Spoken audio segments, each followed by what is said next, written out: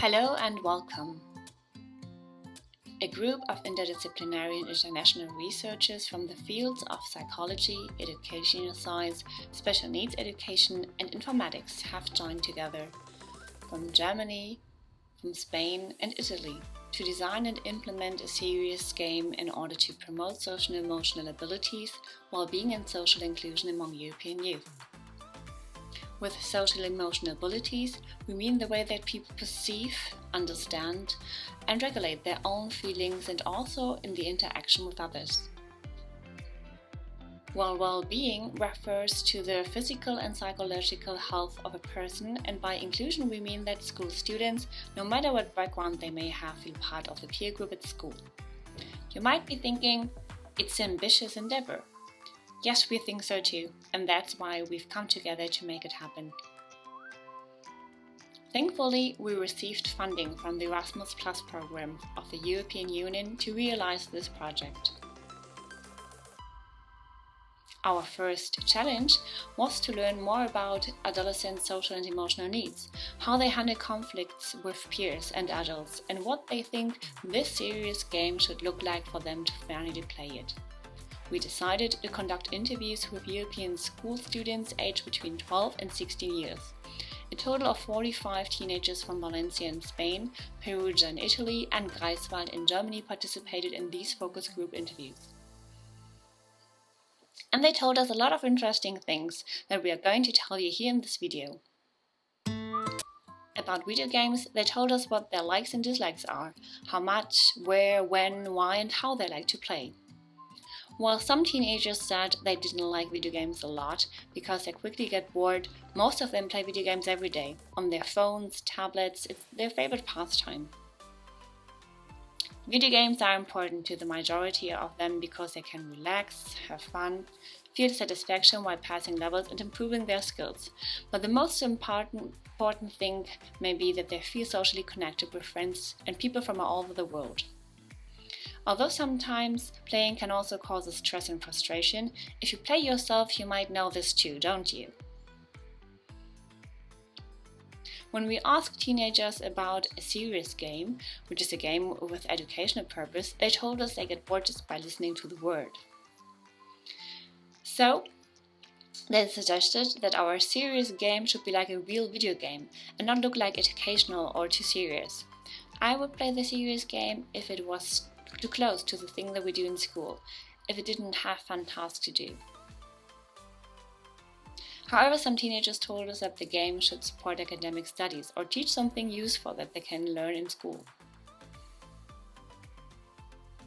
And also make them feel better during and after playing, fostering a sense of growth or competence and calibrate the difficulty of the game. Last, they gave us a lot of ideas for the design, the mechanics and the dynamics of the video game. We also asked them how they feel at school and what they may find difficult about their own emotional world. However, some adolescents said they feel okay and can manage their emotions. This seems not to be the majority. Most of them feel often confused and overwhelmed by their emotions, and most of the time they don't know what to do but hold on or swallow their unpleasant emotions. They find it hard to regulate their emotions, make wise decisions, and don't find a lot of emotional support from adults, which they actually wish for. As one participant said, parents don't understand. They are rather talking to us and are more looking for solutions than listening to us. They already know how the story ends, but I'm living the story right now. When talking about how they feel in their schools, some teenagers said that they feel safe and everything is okay, but others said it's not always that easy. Some feel out of place most of the time. Some arrived new and did not feel welcome. Some feel insecure. Some engaged in aggressive behavior towards others in the past and now reflect and regret their behavior. The main problems they perceive in their schools are related to maltreatment and lack of respect between peers. Maltreatment can take different forms, among which social exclusion and criticism are the most prevalent. Here are some things that they told us. People usually remain in their own small groups, and often there is a conflict between these groups. There is no feeling of togetherness in the classroom.